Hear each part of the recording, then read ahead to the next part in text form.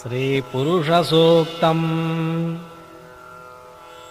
सहस्रशीर्षा पुरुषः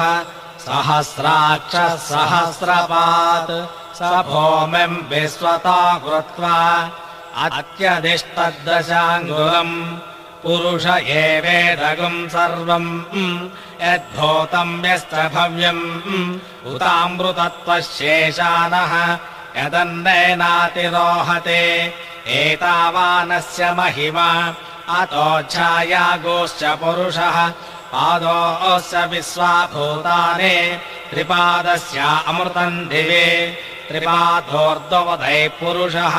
पादोऽस्येह भवात्मनः ततो विश्वन्यक्रामतो सहसनासने अभि